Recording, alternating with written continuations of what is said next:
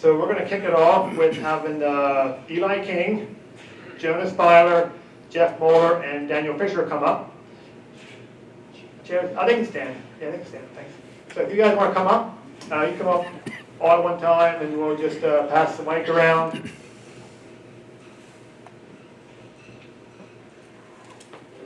Does this sound okay out there? I got something buzzing in this speaker. How's it in the back? Can you guys hear me okay? We're good? Okay, hopefully it'll be all right. So you guys that have been coming for a while probably have met all of these guys. Eli King on the far right has been a full-time investor, flipper, very active for the last decade or a little more. Jeff Mohler has been one of the earlier contacts for all of us guys up here, actually, worked for a title company and a law firm for quite a while, and it sounds like just recently he couldn't afford to work for him anymore. He had to let him go. So he's doing his own thing. He's a private money lender and investor, and Jeff has been just a really good contact for myself and for all of these guys for the last decade or a little bit more. Daniel Fisher also got to know soon after I started investing 10, 12 years ago. Daniel's very active with flipping, does some rentals. And then Jonas, some of you guys probably don't know, but Jonas is my brother. He is also, well, he's not a full-time investor anymore. He actually has a pretty cool story of a number of years ago. He kind of had a dream of wanting to do some farming, like a family farm. And he recognized that with the job he was working at, it was not going to get him where he wanted to go as fast as he wanted to get there. So he jumped into real estate, and it did what he wanted it to do. And when he got to a certain point, they bought a little farm, and now they do some organic produce farming, and he still does some real estate on the side. So why don't we start with Eli? Basically, the theme just around the question of what are you doing in light of the changing market conditions. We know you're very active out there. What are you seeing? Or more importantly, what should we be looking at? And yeah, tell us what's going on. Yeah, good evening, everybody. So nice to see you here. And like Jake said, yeah, I've been investing in a while. Since 2010, and I can't remember a time where it was so hard to figure out what I should be doing or what is coming down the road, with maybe the exception being like March 2020, but that didn't last very long. What's coming will last a lot longer than March of 2020 did. So yeah, I'm seeing right now a lot of things that just don't quite seem right and seem disconnected from what should be happening if the interest rates go from 3.5 to 7.5. I'm also seeing what I call the tale of two markets. I have some houses in Columbia that have not been selling. They're for sale, and they're not selling. So then you have, I'm also going to a lot of auctions, and country properties are selling very strongly. As you know, farms are doing even better, and so it seems the good areas, the good markets, the houses are still selling well, but your secondary markets, your properties that are not as desirable or are not in as desirable areas, I'm definitely seeing some weakening there. That's on the sales side. I told my wife the other day, I said I've never been more excited to be a landlord than right now. There's a real strong demand for rentals, and we do quality rentals, so we have a lot of demand for our rentals. Probably Darrell will be able to tell me when that's going to change and the tenants can't pay their rent anymore, but for now I'm really enjoying being a landlord.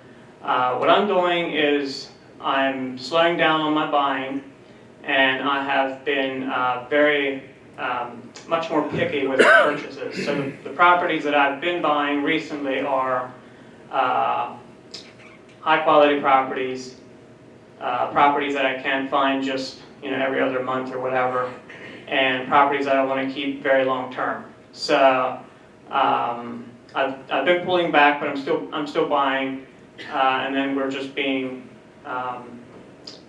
conscious that it could be harder to get loans in the next 6 to 12 months, and so we're preparing for that.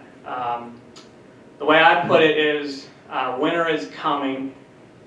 If you have plenty of wood in the woodshed, your fire will probably not go out. But if your woodshed is only half full, you better start being concerned. So that's kind of how I look at it, and what I've been doing.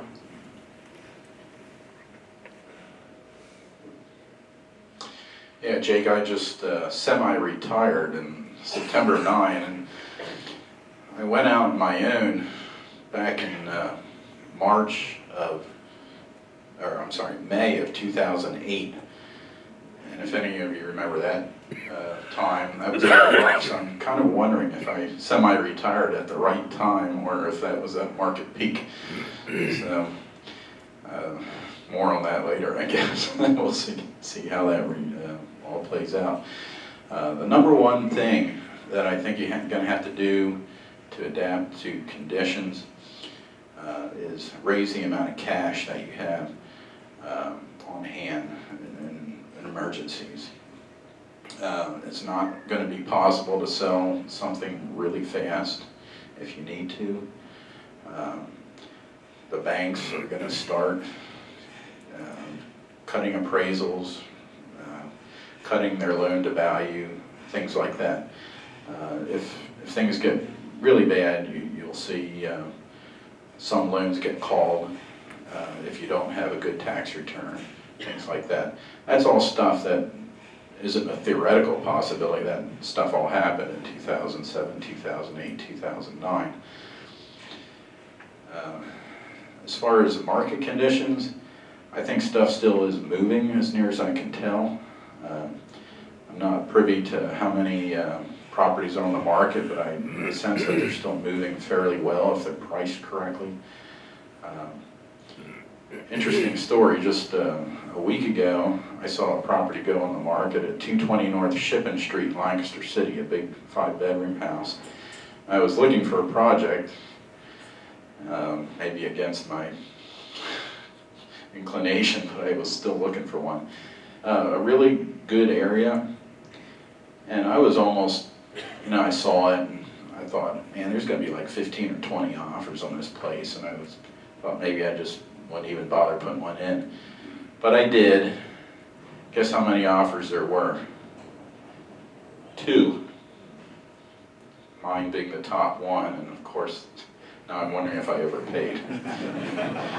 So, that shows you how fast things can change in 6 months or less. Goes from, I really thought 10 offers or more for such a desirable property. 2 offers. When I got into the real estate industry, which I'd been in for all my adult life, I got in as a title searcher in 1989. And at that point, there was a savings and loan crisis, which people have stopped talking about. But that happened in about 2000. And I've always remembered just how volume dried up, the number of deals. When I started working at Blakinger Thomas, there was, I was busy all day. By the end, when I quit, I was working maybe 2 hours a day. I was taking the newspaper to the courthouse, reading it there, reading books, reading magazines from like 10 till 5. And volume shriveled by like 75%. So things do change fast. Be proactive, be forewarned, raise your cash, get your rents up, make sure that you can survive. It's better to be able to survive and not need it than to need it and not have it. So those are my thoughts. Good evening. Yeah, so I started in 2011, started flipping in 2013, and when I started, there was quite a bit of properties available. When we went out to look, we could look at the properties all day long, and usually it was a lot easier. It was a lot easier to find properties then than it was now. But then on the sales side, it was still pretty easy. was always a demand for a finished product for the first-time home buyer. And since then, we've gone into more of the second-time home buyer, like an upgrade. And this year I started getting a little concerned, and we had some higher-end properties, and but they sold, and we're selling another one this week. But to tighten things down a little bit, we're going to focus more on the first-time home buyer. There's always families being made, and couples getting together, and they want to live in, and they're ready to go home. So that's on the flipping side. And the rentals, if you buy right, rents are pretty good right now. Just put one on the market today. Is a new one, 4-bedroom in Parksburg for $1,700. So that's what I would encourage. Focus on that, buy right, and Jake had mentioned something about this is a place for connection, and I commend everybody for that, for coming out. Yeah, well, I'm just going to kind of echo what these guys are saying. I mean, there's definitely a market shift happening. We don't know where it's going to end up, but I think we do well to hear from these guys that were around during the 2007-2008 crisis, and it sounds like Jeff might have seen a few downturns. Is there anybody in here that's owned real estate in a recession prior to the 2007-2008 besides Jeff? Darrell? Yeah.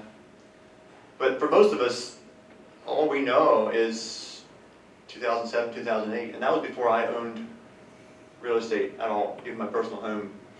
So we don't really know what it's like. So I think what Jeff said is a big deal. The cash reserves are huge right now. But let's not forget that we're in the business of providing value to these people. We're providing a product that they need, and there is constantly people moving around. For whatever reason, that is not going to stop. Whether it be more renters, less owners, perhaps. That's kind of the direction that we're shifting more, is keeping more rentals, less properties that need to be flipped. If we're buying properties to flip them, it's going to be stuff that has the potential to be a rental if it needs to be. And we're trying to get ahead of that curve of what people are going to be doing. If they can't get loans anymore to buy a house, they're probably still going to look to move someplace, and we can provide that value. And man, a house in Parksburg for $1,700 a month. You know, I keep hearing stuff like that, and it's like, this is the absolute best rental market as a landlord that I've seen since 2010 when I got started. So I think we would. I think there's plenty of opportunity. We just need to know where to look for it. We need to be active in figuring out what people want and meeting that need. Okay, very good. How about a big hand for these guys?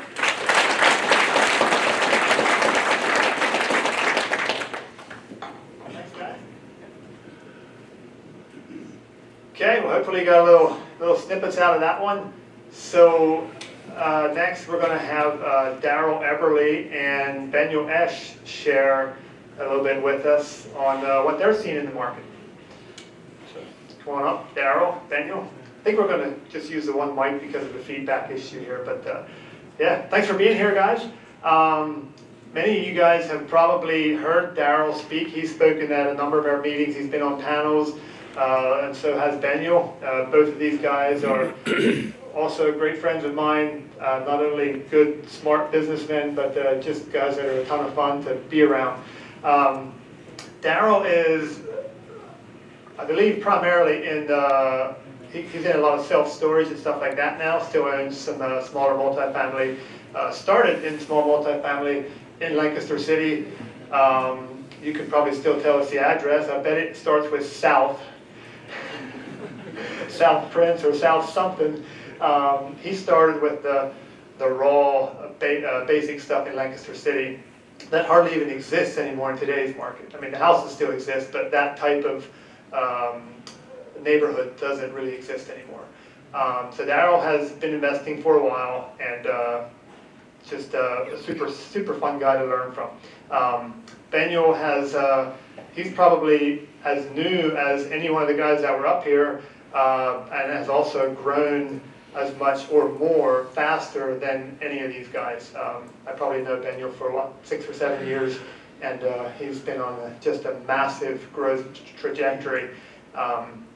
Works as an agent, does some flipping, has some rentals, and just a very successful business owner. So we'd love to hear from you guys. What are you seeing? What should we be doing? What's happening? Should we go hide under a rock, or should we go get ready to buy some more stuff, or some of each? What do you think? Thanks, Jake. Appreciate it. Hey, first of all, give yourself a hand for being here, willing to stretch your thinking. You could be doing a lot of things tonight, but instead you chose to come out, and not because I'm here. This guy's a lot smarter than me. I'm an old dairy farmer, dropped out of school in 10th grade, and I was a part of the class in school that made the upper 2/3 possible. So but I learned a lot more reading. I love to read. I read probably an hour and a half, 2 hours a day. I just love learning, and I teach my grandkids to always stay hungry.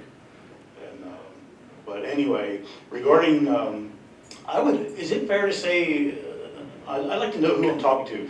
Does a fair amount of you have some apartments or multifamily? Raise a hand. Is that kind of who we're talking to? Okay. That's certainly where I started out, as Jake said, a bunch of apartments downtown Lancaster City. My first one was a doozy, the terrific area of Lancaster City, 348 South Queen. And you guys know the city, know that about that area. Anyway, markets go in cycles, and the guys that can adapt and adjust and make change is inevitable. Growth beyond where you are today, well, that's optional. You can decide, you can adjust and adapt. For me, I didn't have the confidence in the beginning. I just heard real estate was a thing to buy, and so we started buying stuff. And rates are changing a lot today. I started borrowing money at 7.5%, 8% when I got started in 2004 from a lot of guys that were financing homes. They owned them, and they sell financing with them. And now this is before my time in real estate, but between 1992 and 2000, rates averaged 8-9%. How many of you know someone that bought a bunch of real estate during those years, know them today? If they held on to it, they're probably wealthy. At 8-9% interest rates. Now, what do you do in this kind of market? It's changing rapidly. Number one, don't panic. Nobody makes good decisions when they're full of fear and panicking. I like little one-liners, and the one that helps me is, in God we trust, all others bring data. What I'm saying is, know your numbers, know your information. All that's changed is the cost of money, the cost of what you're borrowing. So you just need to adjust accordingly. You still need the monthly cash flow, positive cash flow. That hasn't changed from 3 years ago, where it needs to be. You just need to adjust your selling price or your buying price accordingly so that your positive cash flow is still there. Now that might seem like an oversimplification, but am I saying, hey, absolutely run for the hills and bury your head in the sand? No. There's guys that made a lot of money buying in 1992 to 2000 when interest rates were 8 or 9%. But just so that would be my suggestion. Refinancing is going to be really tough for probably quite a while. So don't plan on that unless you identify a private investor that's willing to work with you, which I did early on. What to do? As I said, don't panic. How many of you know what year your current mortgage interest rate is set to reset? In other words, most of us buy properties with like 5-year, 20-year, 25-year amortization. 5 years. Every 5 years, the bank can reset the interest rate. How many of you know the date, the year, the month of when your mortgage is scheduled to reset? If you don't, that's your homework for tonight. Find that date out. Because, okay, if you locked in, you're at any time refinance the last couple of years, you refinanced it somewhere between 3 and 5% probably, somewhere. You shouldn't have anything to worry about. If you refinanced 4 years ago, 5 years ago, and you're coming up for a renewal, you're going to be forced to adjust to a new interest rate. So be aware of that. Know those months, know those dates when that interest rate renewal is coming up, and pay attention to that. So the Fed did a conference, as they always do. Here's what's coming. I'm not here to scare you, but just like my kids or grandkids, I'm going to be honest with you. If you ever tell your kids something they didn't want to hear, you don't do that because you hate them, you do that because you care about them. So get ready. It's going to get a little tricky with interest rates. The Fed announced today another 75-point interest rate, and here's the notes as the speaker was talking, as the Fed, I take my glasses off to read. The Fed said, no sense inflation is coming down. There's no sense of inflation coming down. Powell said, very premature to think about pausing. That's not lowering rates, that's pausing. Powell said the ultimate rate level will be higher than previously expected. Why? Because jobs are really, really strong. And that's going to mean inflation is going to be a lot more persistent, a lot longer. So the projections are right now, based off of today, current rates 4 or 4.5 after today. By December, they're going to raise another half point. January 22nd, February 1st, another 50 cent. Did I say December? December would be a half point, another additional half point in February 1st, an additional 50% in March 22nd. That will mean the Fed will be approximately 5.5 to 6%, which translates into 30-year interest rates 8.5, 8.25 by March. Get ready. The odds are very high that'll happen. I say that at the same time, based on history and what happened here about 3 weeks ago over in England, any of you that followed that, the Fed's about to break something. That's what they do. They're supposed to be the smartest guys in the room, and I kind of wonder sometimes, because they way overdid it back in the COVID thing. They kept rates way too low. But my point is, as long as you're prepared, it's not an issue. If your interest rates are locked in for a little while, you're okay. If you put a gun to my head and say, hey, what do you expect? I would probably say rates will climb till the Fed breaks something. It'll probably be an international currency issue, something like 08. Things will go bust. And you'll know when things go bust because Monday morning the Fed will announce an emergency Fed meeting, not planned. They'll announce an emergency Fed meeting, and all of a sudden that day cut interest rates a full point or a point and a half. You'll know that's the day things broke. And after that, get ready, put it on a variable interest rate. If you want to put a variable interest rate, wait till about March, something like that, put it on a variable interest rate because the rates are very high. From then on, they're going to come down because the thing that's a lot different now compared to 08 is one thing. There's a massive amount of debt out there compared to 08. Far more, way more debt around the world. So there's going to be some consequences of that. But that's why you had good advice when you say keep your cash levels up. But it's not something to be a panic about. It's not something to be afraid of. Remember those guys that bought apartments in 1992 to 2000. I'll promise you they're wealthy today if they hung on to them. But as long as you've got your cash flows, you know where your numbers are, keep a little higher reserves. I went through 07, 08, 09 when it was kind of ugly. And I was glad I wasn't flipping houses. I was glad I had apartments. A little bit higher vacancy rate, a few more evictions because someone lost their job. I was delighted to own things over that time. But don't panic. It's not something to be afraid of. Be prepared. When you're prepared, you're not afraid. So get information, get data, understand what's happening, know your numbers, and plan accordingly. So it's not something to be afraid of. The thing to remember is, I talked to a guy here earlier, said, man, we just saw a property that sold, it still was an auction, sold screaming high, way higher than what was expected.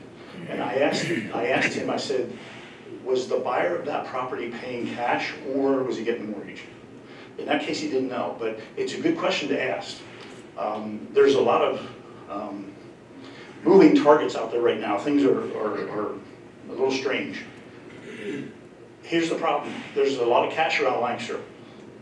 There's a lot of guys who will pay cash for properties that are not valuing their cash properly.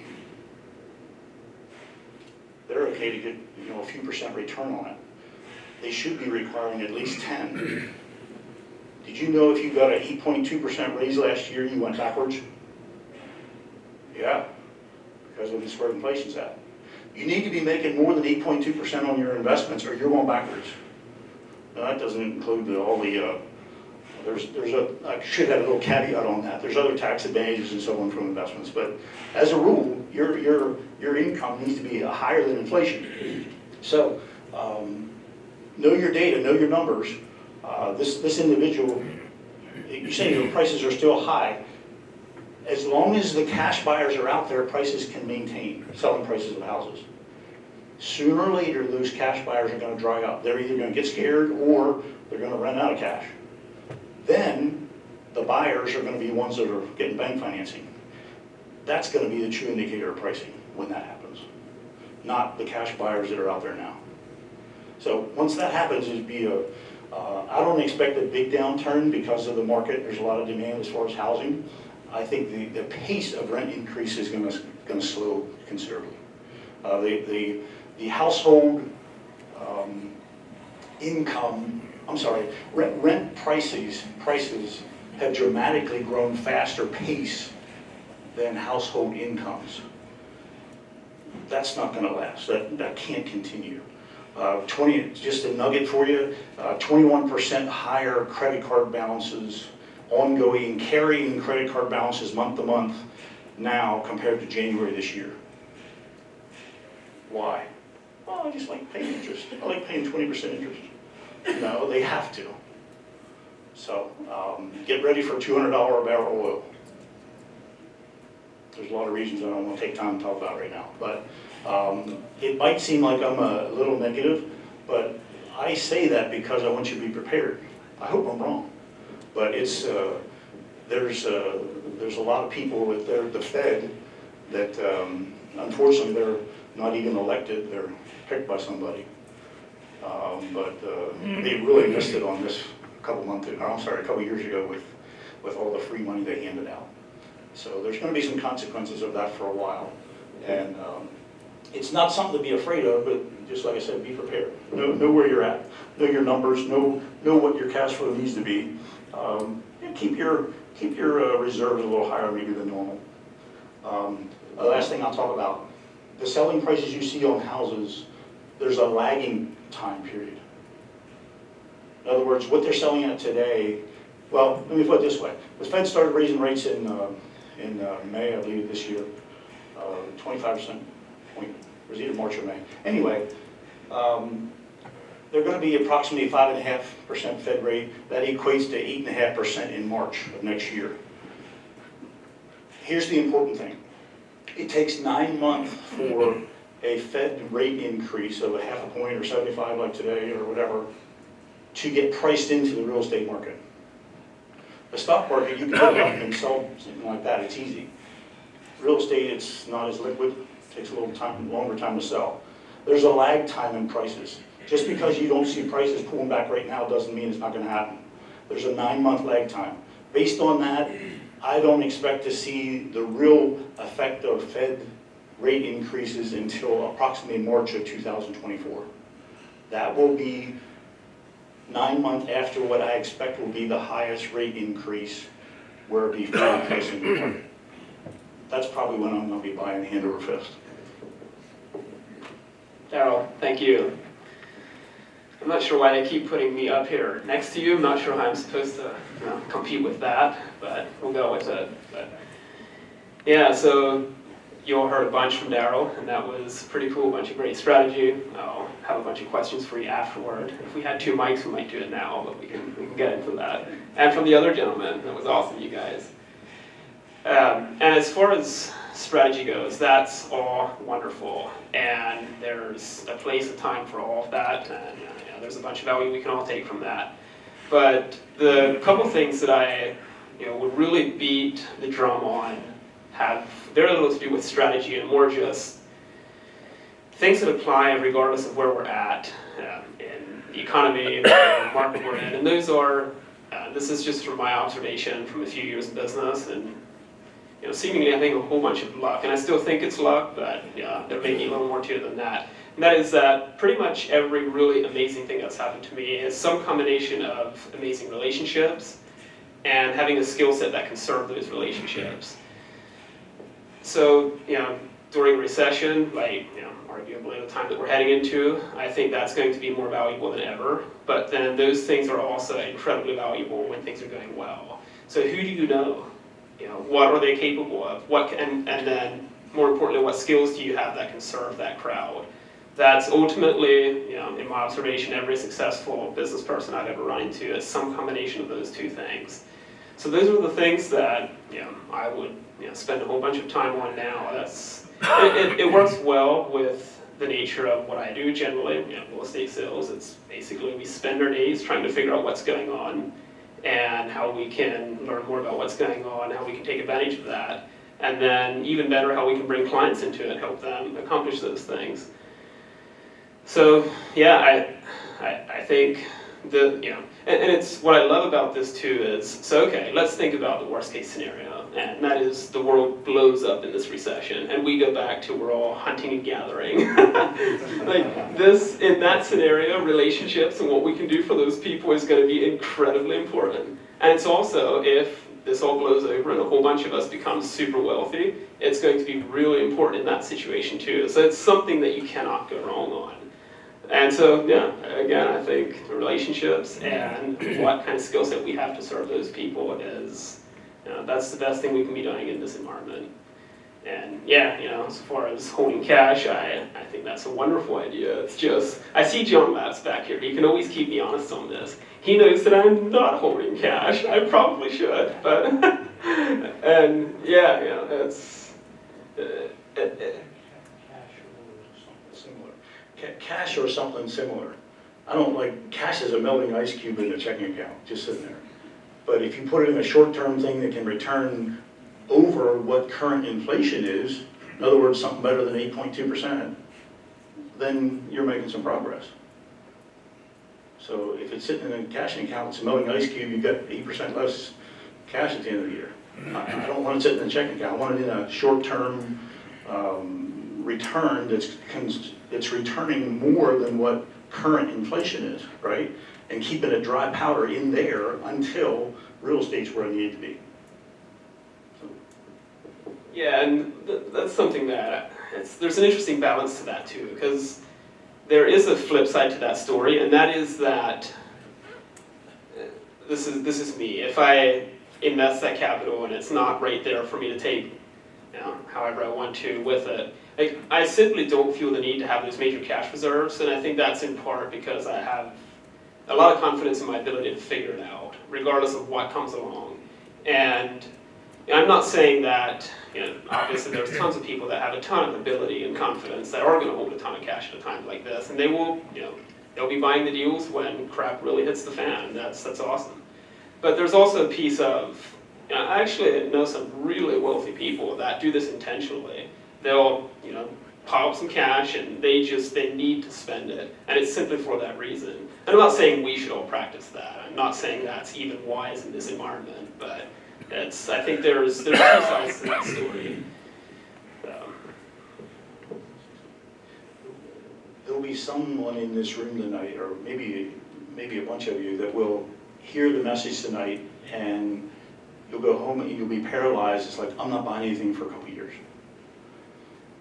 And there'll be others that, like those guys in 1992 to 2000, were 8.5%, 9% interest rates, that adapted and just simply changed the offering price of what they're buying so that, okay, if it's 7.5% interest, here's the numbers, here's the expenses, here's the plus it needs to be caused of cash flow, that means the price needs to be this way. And adjust their price.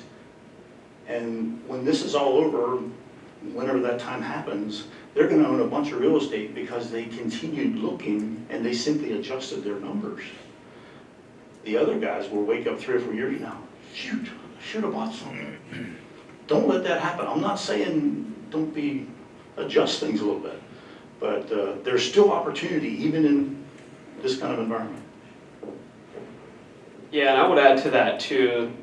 If you're waiting for real estate prices to drop dramatically in Lancaster County, you will probably wait all your life. That's just my opinion. And a big part of the reason for that is we're a super conservative culture. We look around the room. We all grew up on a dairy farm or something close to that. And none of us take these crazy risks So this is really evident in, we're in the process of buying a place in Florida. It's a whole different market than here. And a big part of that is there's so many second homes, there's vacation homes. People buy there, and you look back at what happened in Florida in 07, 08, a lot of parts of it had a 50% decrease in values practically overnight. And that was just people fleeing their second homes, just letting them rot. We don't care, we're battening down the hatches back in New York or wherever we're from. We don't care about that place. That doesn't happen here. Same thing happens on, Maryland. The Eastern Shore of Maryland would be another classic, tons of second homes, same deal there. The Poconos are another area like that. All kinds of middle-class New Yorkers own homes there. That's what drives the market. Once they can't afford it anymore, they flee. So if you're looking for amazing deals in a falling market, those could be places to look. Go buy something in Florida. There's your opportunity. Buy something in the Poconos. There's all kinds of places like that that have more opportunity in a volatile market. Maybe we see some pullback here. I would say, and we've definitely seen at least a leveling. I wouldn't say we've seen much of a pullback in prices, and that's rates doubling. Like, do you know that if you were looking for a home, if you wanted to buy a $500,000 home and you were maxed out on your budget 8 months ago, that same payment today will get you about a $300,000 home. So that's what's happened in a really short amount of time, and prices haven't really gone anywhere. But that's also a function of we've gone from having 20 offers on a fairly typical situation to 2 or 3, but there's still a buyer there for them. Okay, how about a big hand for these guys? Thank you, guys. Any one of these guys that you heard up here could speak probably the whole evening, and there would have been many more of you guys in the room that should have probably got up here, but maybe next time. Yeah, I can't help but mention one thing I was thinking about as they're talking. I think there's a pretty good possibility that there'll be more buying opportunities in the future, but just to kind of let you guys know where I stand on that, just a week ago or whenever, I put a property under contract in Lancaster City, a 4-unit building. I paid over $100,000 per unit for probably the first time ever. I paid full price for it. It's on the market for, I think, 8 days. One of the reasons I did that is because I got some pretty favorable seller financing. But the biggest reason I did it is because I feel like I can make a cash flow, and I feel like it's a good long-term investment. If I had to put on paper how I'm going to make money in the next year or two, I probably wouldn't have bought it. but I'm not worried about that. It's a long-term investment, it's a good solid asset in a good area, and that's the kind of stuff I want to collect. So, well, that was a whole bunch. Now we're going to hear from Dave Wolfe. Dave, you can come on up here. Many of you guys, like I said, many of you guys have heard Dave before. He probably has his finger on the pulse of this whole thing more than any of us in the room. He's a mortgage broker, he's a hard money lender, he's an investor, he's a flipper, he has a share in a title company, and probably a whole bunch of other stuff I don't even know about. He's also a pretty good tennis player. I don't know if that matters to you guys, but so Dave just has, I've always seen him as someone that adapts very well to shifting market conditions. In fact, it was Eli's suggestion after our last meeting, after I mentioned something about a speaker for this meeting. Eli said, I think we should have Dave Wolfe come in again. So I reached out to him, and thankfully he said he'll be here. But yeah, Dave is just a super, very proactive with the market, keeps it simple. I did mention he's a hard money lender as well as, so is Jeff Mohler. And I'm telling you, for you guys in the room that are looking for those contacts, hard money lender, people to reach out to, they are the two top people that I direct people to if people are asking about hard money. So anyway, I feel like we need to get Dave rolling here, or we won't be able to stop when it's time. So how about a big hand for Dave Wolfe? Yep, thanks for having me. I have some handouts here that you guys can follow along. I have 50 of them. There's about 100 here, so only one every other can grab it. So there's two different ones. Here we go. So I'm going to tell you guys what exactly is going on with this market. I'm joking. I have no idea. I don't know exactly, what is going on, with the market. But I'm gonna give you a little bit of insight into how I'm looking at this. Okay. So you guys, I recently had an employee turnover situation, and I started thinking like, hey, why do I do what I do every day?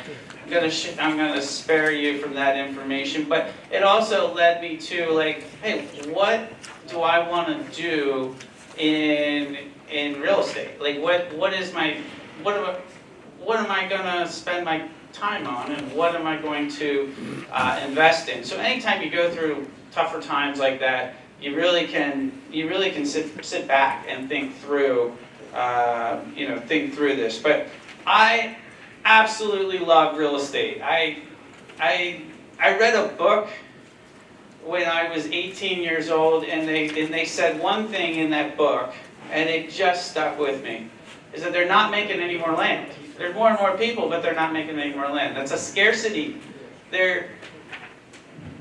It's a great thing to be invested in. And you think about it, they're not making more land. They're not making more land, are they? I mean, that's why I love real estate. But I will talk a little bit about the market, but I don't want to talk too much about the market because I really don't. It's a lot of speculation. Okay, when they raise the rates, they're trying to slow things up. That's the market, right? I could talk a little bit more about different sectors of the market. My private money at 11% is sounding a lot better these days. It used to be like, hey, that's so high. I'm like, well, we can close in a week or 2 days, and it's starting to sound a little bit better. We have a construction division that a lot of people are spending money on construction. The mortgage company that I started 20 years ago is down like 50-60%. So there's not a lot of transactions going on. The values are staying up, but there's not a lot of transactions going on. So the reason that the values are staying up is because the inventory is so low. You have they didn't build enough houses. I mean, we still have not built enough houses in Lancaster County for the amount of people, for the amount of the need. So I absolutely love real estate. What's going to happen in the short term?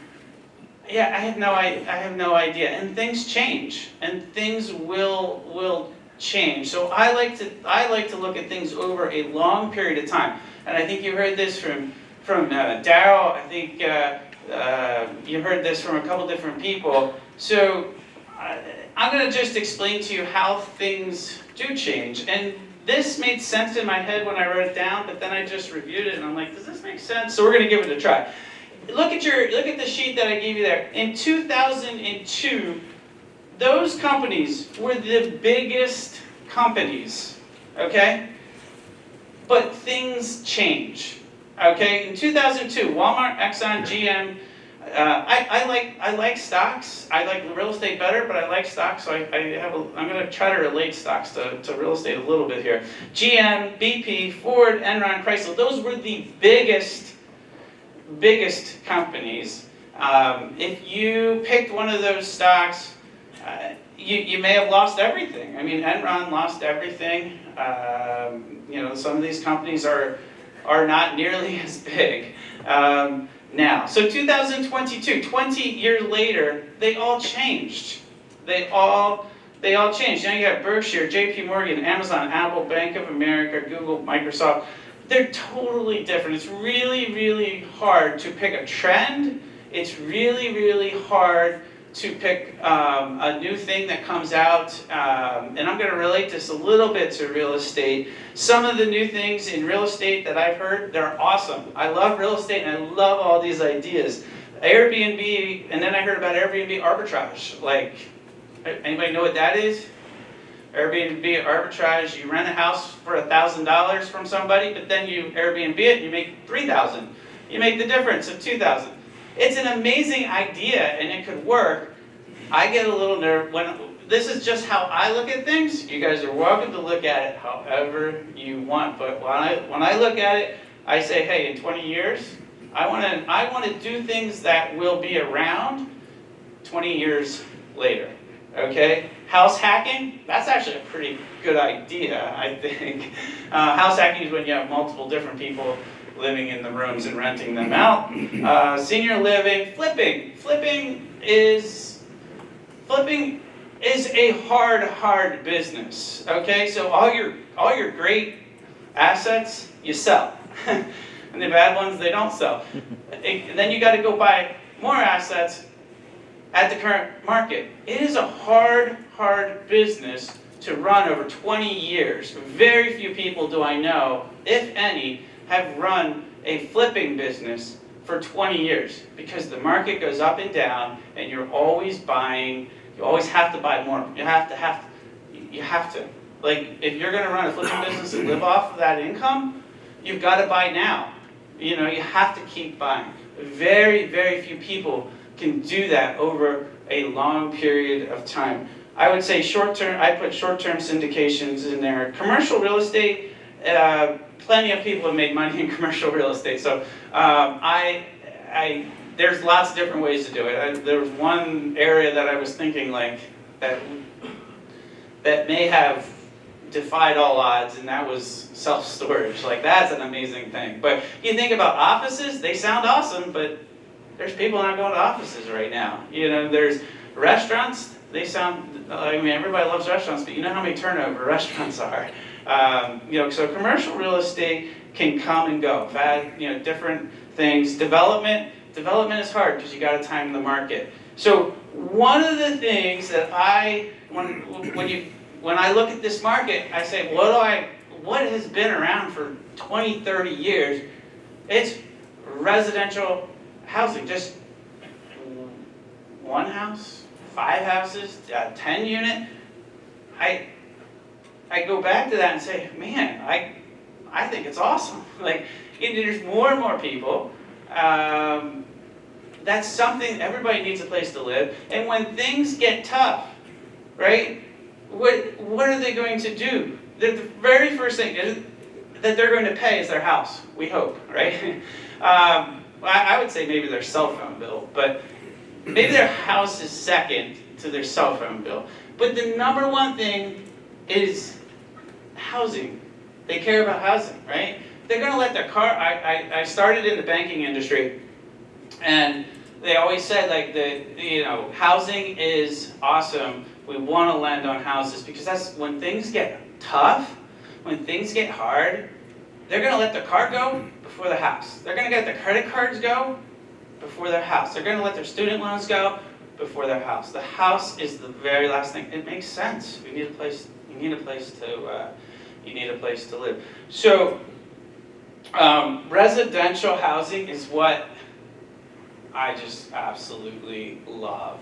The coolest part about this is I'm not talking about the rates. I'll get to that a little bit because that's kind of interesting. But I'm not even talking about the rates. I'm talking about something that lasts for a long period of time. We as a generation look at things in a 2-week, 3-week, what's in front of us, and we don't look at the big picture. I get guilty of it. I start looking at like Airbnb arbitrage and saying, that's awesome, I should go do that. But when things do get a little tough, it's a time to just go back to the basics. That's where my mindset. That's where my mindset is. But it's also really hard to hold a property for 20 years, right? So I am going to tell you the ugly part about owning a property for 20 years, and then also the great part. I had to research this to figure out if I owned a property for 20 years. I did. I bought a townhouse 20 years ago this summer. So, and I thought through all of the different things tied to that 20-year period. There was a lot of times I felt like I could sell, but let's just go through some of those. The first thing is I had to convince my wife that this was a great idea. She did not think this was a great idea. She thought it was a horrible idea. She said, well, what if they don't pay? That's going to come out of my budget for food, right? I was like, no, I guess. I don't know. But so I had to convince my wife that this was a great idea. So I don't remember how I did it, but we at that point we were pretty young, 22 years old, and we're like, let's ask our parents for advice. And they're like, none of them ever had another house. They were like, no, I would never do that. I mean, does it have insurance? Is there a pension? I was like, I don't know. Maybe we shouldn't ask parents, but let's give this a try. Let's give this a try. And so there was a lot. We had to get our finances together. Like, there has been a stretch here where getting a mortgage has been fairly easy, or just calling up a bank and saying, I've got 20% equity, I want to get a loan, and but in 20 years ago, I had to make sure that we qualified for the next house, because if we didn't qualify for the next house, there was no way I was holding that first house, and they weren't counting the rent because I was a rookie. It took 2 years. I do think some banks still require you to have. Look, Lanco is here. They require a year or two of history before they'll lend to you. That is potentially something that is out there. So I had to have my finances in a place to make this work. The contracting. My wife said, "How are we going to fix things?" She's like, "You don't know how to fix anything." And I was like, "You're right, but I'll figure that out. All right, we'll get that." The rent collection. I mean, all of this stuff is something you have to think about. There is a weight to it. There is a weight to it. Rent collection. I decided that I was going to not deal with rent collection. I was going to have this tenant put the money into my bank account. So I told him to go to the bank account, put the money in there every month. And it worked. But there was a 3-month period where I forgot to check if it was in there. Well, we checked, and I was like, he hasn't paid for 3 months. So that was not great on my part. But this is all tied to one. This is the house that I bought 20 years ago. I gave you the price on there, $113,000. All of the different things that I had to deal with on one particular house. If you buy a house, you have to think about all this. No, very few people think about all this. I had an adjustable rate tied to prime, and prime was going up. And at that point, I believe it was 7. I had to think about that. Is it ever going to stop? Is it going to keep going? I heard the stories. 1970s, it went up to 20%. We all heard those, like, you know, so should I sell? You know, all these things are going through my head. HOA and rentals is not exactly fun. HOA some HOAs you can't even rent. You can't even rent in an HOA, and a lot of times people don't check that. You really need to know if you're allowed to rent or how many rentals you're allowed to have. I had all kinds of crazy stories that the HOA had reached out to me. My tenants have a slip and slide that they don't take down, ruining the grass, a campfire on the porch, a couch outside. I don't know, seems comfortable, but a neighbor. There's a neighbor that doesn't like the noise coming out. All of this stuff happens. I actually had a tenant go blind and had to apply for disability. And I had a water bill that I've never seen that high because the toilet just kept running. You know, how many people have ever had that issue where they, like, I didn't know that was a thing. But, you know, when you see a $500 water bill, you wonder, what in the world is going on? I had a carpet that you would have never, you know, wanted to, live in. Let's just keep going down through these. This isn't this scary. I love real estate. I had vacancies. I had no payments for 2 or 3 months when I forgot to check my account. The markets go up. Okay, so the markets went up during this 20 years. Should we sell? Yeah, like it feels like you should. Markets are up. It's hard to time. Just like stocks, it's really, really hard to time real estate. It's not the best idea. You can do a little bit of it. Markets go down, should I sell? Like, oh my gosh, how far are they going to go down? I had a cosigner on one deal that I had to call because they weren't paying. I had to call the cosigner. We had COVID job loss. I had a lot of equity in this house many times where I could have used this cash. Should I sell to take the cash? There's an accounting. Okay? A lot of people underestimate the accounting. You got it. You're going to have to pay taxes. You're going to have to know what your rent actually was. All of these reasons make it really, really hard to hold on to a property. But if you hold on to a property, I think Darrell said this, how many people have bought a property 20 years ago and are not happy right now? But all of those things happened, and all of those things are real. That's one story. That's just one property. Now you have 10. You have to think about some of this stuff.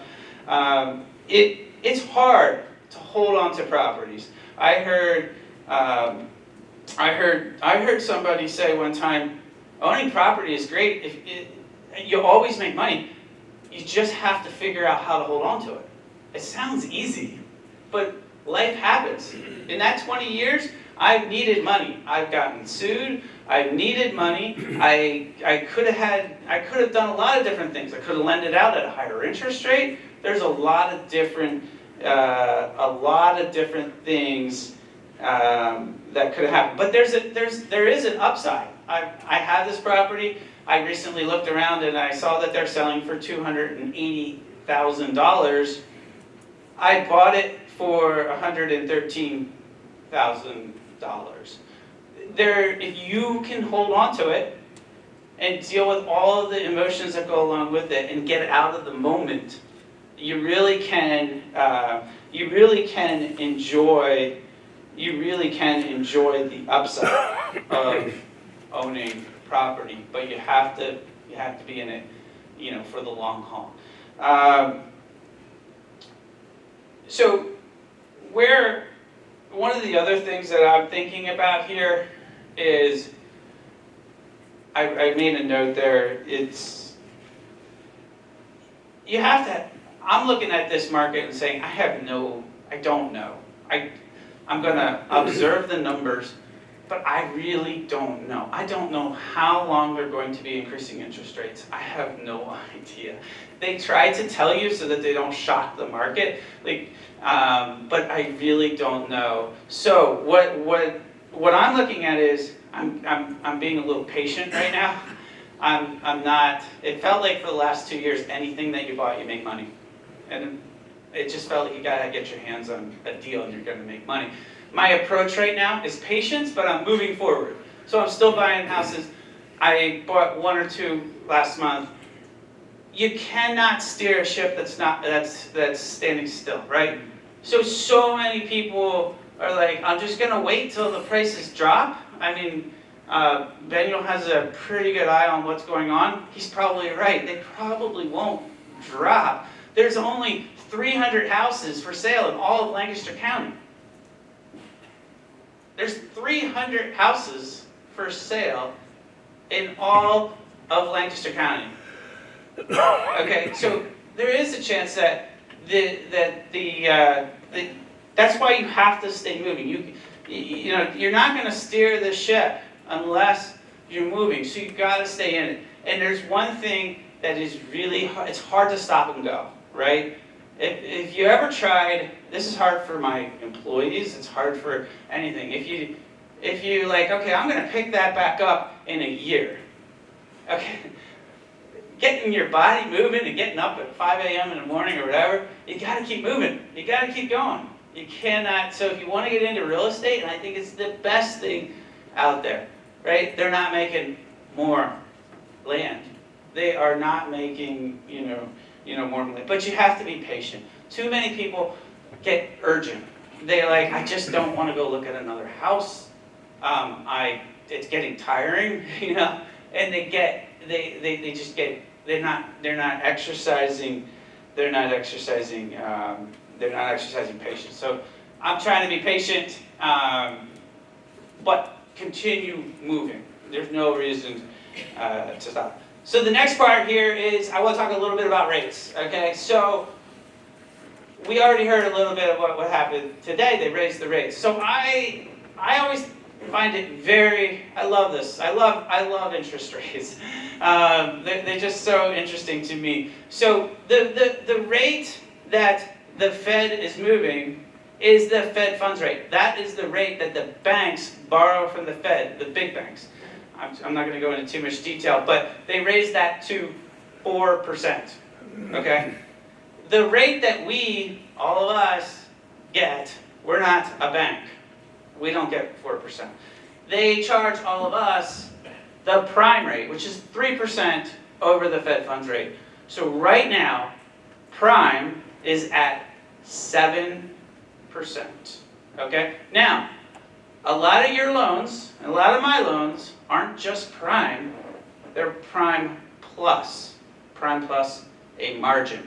So I thought, Darrell actually gave away my thunder here. He said, how many of you guys know when your rate adjusts and what it is going to adjust to? So I thought it would be interesting to print out one of my loans that just adjusted.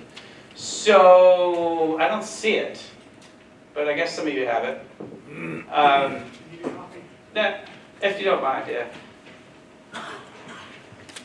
I was going to white out some of the information, like the account number, but then I was like, well, they can have it. They can pay my mortgage. So what you got to know is you got to get my loan number, and you got to go to Union Community Bank and pay my mortgage. No. Union Community Bank is no longer around. They moved, they merged or sold to the Northwest Savings Bank. But this is one of my loans that just adjusted. And if you look at that, it is so confusing. It is so confusing even for a lender, a mortgage guy. I read it 3 times because I thought, I don't want to stand in front of these guys and not have a clue what my own note says, but I still don't understand it. So I called my banker. I was like, hey, just tell me what this says. I mean, seriously, when you read this, it's It's very confusing, but it is very important to know. So my loan was a 5-year loan. This was on a house in Columbia on Walnut Street. I don't think it says it there, but this is a Walnut Street house. $70,000 was the original principal. I got it in 2017. Okay, so in November 1st, 2022, it adjusted. What did it adjust to? This is really important. And I don't think people seem to care about this, but you should.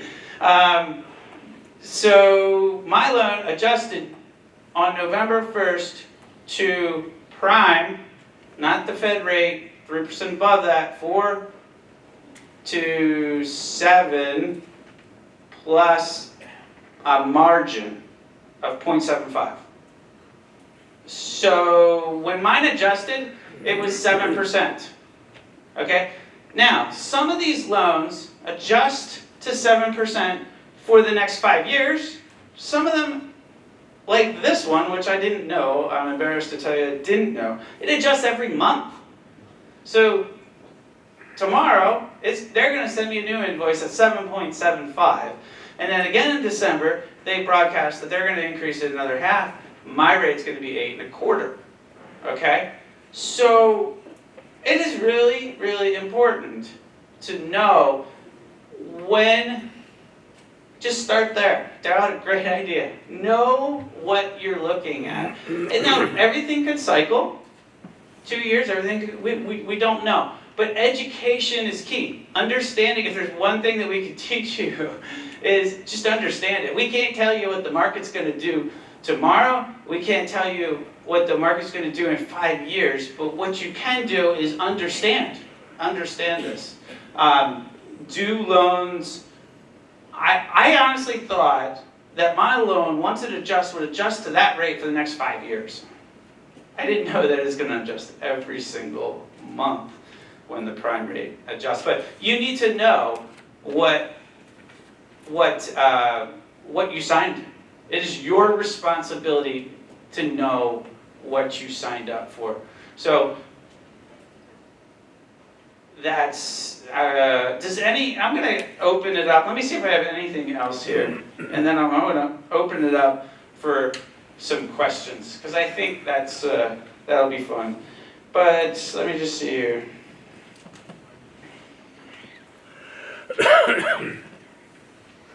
No, I don't have anything. I don't have anything else. But what I wanted to do is open it up for questions. And the cool thing about this is meeting other people. So I don't want to just stand up here and talk, because I think at the end we can meet. But the other part is questions. So I have been doing this for a little while. So I have a little bit of knowledge in residential real estate. So I'll open it up. And if your question, I don't think I can be the best answer. I'm going to point you to like one of those guys.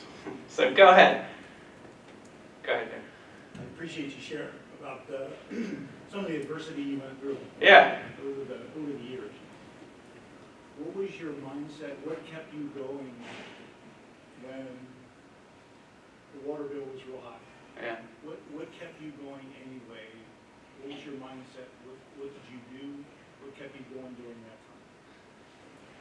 Well, can you repeat the question? yeah. So the question was, when it got really hard and the water bill came in high and the tenants weren't paying, and they're, what kept you going? I mean, I've always thought about things not in the moment. I like to think about them long term, but I don't think that's actually what I was thinking back then. I was so busy. It would have been a lot for me to try to sell this property. The realtor would have told me to make it nice and how ugly it is, and I was just so busy. I wanted to keep going. But in general, if you can look at things beyond what's right in front of us, beyond these rate increases, beyond one bank told me I can't get a mortgage. There's 100 other banks, right? But one bank tells you over the next 10 months or 5 months that they can't give you a mortgage. Go to the next bank. They might tell you something totally different. They have different cash flows. They have different, but thinking of things longer term versus what's in the moment, is what you need to practice if you're going to get involved in real estate and be successful over time. So, did you have a question? What does 75 points equal? Yeah, so the question is, the Fed raised the rate 75 bips. That's like confusing. They should just use normal language. 0.75. So 0.75, not 1%. They raised it 0.75. Is that equal on a 15-year loan? Is that what it means? 0.75% increase? Basically, the short version of this is there is a lot of nuance and detail. The Fed rate is the easiest thing to understand. The Fed rate is the rate that the banks borrow from the Fed. The big banks borrow from the Fed. They raised it, so when they raised that, the rate that if the banks are getting it at 4%, they're not going to give you a rate at 4, right? And there's administrative, so they're going to give it to you at 7 because they still want to make their money, right? So that's what 75 bips or raised at 75 means. That's a good question. So sometimes it sounds silly, but it's actually a really good question. Yeah, go ahead. So I'm locked in at 3.5. Because you're locked in for 3.5 for how many years? 5.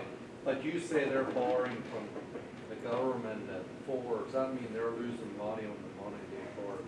Well, possibly they're losing money, or the banks have checking accounts, savings accounts, CDs, right? And I actually learned something, this week from talking to another banker, that we all follow this Fed funds rate, but a lot of the banks actually borrow from the Federal Home Loan Bank of Pittsburgh or Philadelphia, and they lock in for 5 years. So if you want $400,000 and they give you 3.5, they probably lock that in at 1.5 for 5 years, right? So they're probably not losing money. I have to think that they're probably not losing money. They're pretty smart. They're smarter than me and us. And yeah. So I actually thought banks have got money from the Fed. A lot of them did, but I learned that there's all kinds of different places that they get money from. And the short answer of what's going on right now is there's too much money out there. There's too much money. A local bank credit union told me their deposits are up 150 to 200%. Okay, they have too much money, and when you have too much money chasing too little things, prices go up, and that's inflation. So now they're turning off the spigots. They're just turning the spigots. They don't want to shut them off. That's not going to work. They're slowing up all kinds of different spigots. It's not just the interest rate rises. That is important to all of us, but they're also slowing up other things. Corporations go to the government for cheap money. Yeah. Tesla went to the government to get billions of dollars, like for 0%. They're slowing up. They're trying to slow up the economy. So that's what they're trying to do. But I don't know what is going to happen. Any other? Yeah. Essentially, your mortgage went to floating rate, right? Yes. So you would have the ability to lock it in. Yeah. So if I don't do anything, the question was my mortgage that I passed around here that you guys are going to pay. It went to a variable interest rate. Do I have the ability to lock it in? And I was actually thinking the same thing. I need to call the bank and say, hey, would you give me another 5-year lock? I don't know what, they can do a 1 year. Do all banks allow loan modifications, or is that just some banks? So the banks are in it make money, but they don't want to lose the deal either, right? I'm a paying customer, they don't want to do the deal. So I don't want to give away my secrets here, but I act like I'm going to pay it off, right? Because I know they don't want me to pay it off, but I'm going to say, hey, I'm thinking about paying this off because I have, So, and then they're like, oh, okay, well, we still want you as a client, as a customer. So then I was like, okay, well, then give me a better deal. So I think they still want the business. It's a business. The bank is a business. So if they think you're going to lose or you're going to go somewhere else, it would be easier for them to modify your loan and give you another 5 years. But they're smart. They're not going to just give it to me at 4. They're simply not. So, any other questions? Yeah. So what's your outlook, due to the interest rate? Would it be better for, to get a commercial loan versus a home equity loan? Due to the floating interest rates and home equity? So, the question is it better? I'm going to change your question, maybe. For the next year. Okay. What is your outlook on interest rates? Right. Because the home equity loan is like a floating interest rate. Sure. There's all kinds of different loans. There's home equity loans that are tied to the lines of credit that are tied to prime, and then there's also fixed home equities. I guess the question maybe you're asking. Here's what I feel like you're asking: should I get an adjustable rate right now, or should I get a fixed rate? Oh my word, I think about that all the time. I do not know the answer. But you also got to ask yourself, what's your horizon? What is your time frame? Okay? So, if you're only going to be in that house for 5 years, you probably should do a 5-year adjustable if that's a better rate, right? So what is if your time horizon is forever, you're buying a house, a farmette, and your time horizon is forever, I would lean towards getting a fixed rate because you can refinance, right? If your time horizon is short, then go adjustable. The best thing about Pennsylvania, I think it's every state, your primary residence, you're not allowed to have prepayment penalties. You're not allowed to have prepayment penalties. So this is actually really hurting my mortgage company right now because they're not paying premium. I used to get paid by premium. Anything over 100 is premium. I'm not getting paid because there's no buyers of these mortgage-backed securities right now. And I don't want to go too deep into this because they know that if rates drop, they're going to lose their 7% mortgage that they just bought because everybody is going to refinance to 5% or 4%. So they're not paying a premium anymore. And that's one of the things that is killing my mortgage company. The government used to pay like 4% to the mortgage guy. I love that. Now they're like down to 1, So, but the people that are buying these mortgages know that they're going to probably get paid off if the rates drop. We really ultimately don't know though. But I would just go back to your horizon. If your horizon is forever, go fixed, because you can always drop it. And then you can easily, even if the fixed is 7 or 7.25, you can still. What's that? It's fixed as prepayment. So, what he said was, if it's fixed rate, there's a prepayment penalty. There are no prepayment penalties on your primary residence. It's not legal. Okay, if it's an investment property, they're allowed to put prepayment penalties. If you look at my note that I had right here, if you look in the fine print, there was a 5-year prepayment penalty, okay? And it went from 5-year to 4-year to 3-year to 2-year to 1 year as time went on. So, any other questions? Go ahead. So what's the negative of even locking in for the short term? Because some banks offer a very minimal prepayment penalty of like $250, to refinance. So what would be the negative of finding a bank like that, lock in even for the short term, and he's saying even lock it in and just refinance at a cheaper rate versus going with a floating right now? Because we know, it seems like rates are going to go up in the next couple of months. So the question is, why not, go ahead, I lost it. His question was, do you use a floating rate or a fixed rate? And you said you think about it a lot. What's a negative of going with the fixed rate versus Well, floating? the fixed rate is usually higher than the adjustable. So if you're gonna, so normally a fixed rate is going to, so normally a fixed rate carries a higher interest rate than the adjustable. Oh, that makes sense, yeah. Does that make sense? Yeah. Cool. Does anybody have any? One more question? Yep. Somebody else asked. Yeah. Go ahead. Darrell says 1 year instead of 5. Why? What's the advantage here? Why not just refinance it and drop? I don't see it dropping in a year, but maybe I'm wrong.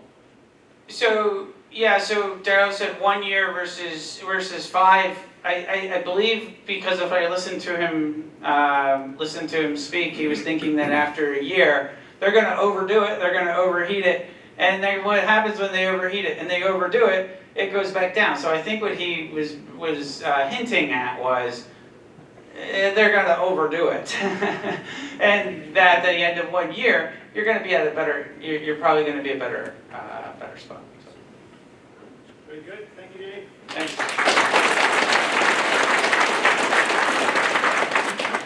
Well, that was a short hour and a half. I think we could have kept going for quite a while there. But yeah, there's just a ton to unpack there, and obviously it's an important topic. I chose the topic because I knew it's a topic of broad interest. But what we tend to not talk about in something like this as much is, so a lot of this stuff is individual. Like, you could say, well, should I be buying now? Should I be selling? What should I be doing? And that's different for different people in the room. Every situation is different. And we're talking about something that we can't control here. We can't control. We can try to predict, but we don't even do very well at that a lot of times. If we focus on the things that we can control, we're actually way better off. It's good to learn about these things. It's good to try to get educated, but to really get too wrapped up in it and consumed by it and focus all your energy towards predicting the future and the rates, I wouldn't do it. A lot of people are asking, it's a good question. People are asking, should I be buying? Should I be selling? And just to really, this is so stupid obvious, but I can tell you, if you're in the room and if you don't own any real estate and you're asking that question, then you need to be buying. You can't be selling. If you don't own any, you need to buy some. It doesn't mean you need to buy some tomorrow. It doesn't mean you make a stupid decision, but you need to buy some. Now, that's my opinion, but that's what you're getting. So we're going to wrap it up here. We have some fun stuff coming the next couple of months. The speaker for December is going to be John Lapp from Tuco Accounting. I think John's in the room here. Is that right? There he is. John Lapp is going to talk about tax strategies, bookkeeping, accounting stuff. I don't even know what he's going to talk about all, but that should be a good December meeting. I've been working with John for the last year or two now, and he understands. Yeah, it's just fun working with a local person that understands kind of how we do things in our community. In January, we have a speaker coming in on short-term rentals, a guy that I met at a real estate conference a couple of years ago. He owns real estate, he owns short-term rentals in at least 2 different countries. I'm not sure if it's more than that. So that should be a fun one. He doesn't focus so much on the higher-end vacation rentals that some of us are interested in. It's more, he likes buying 4-unit, 6-unit, 10 units in kind of midtown areas in cities.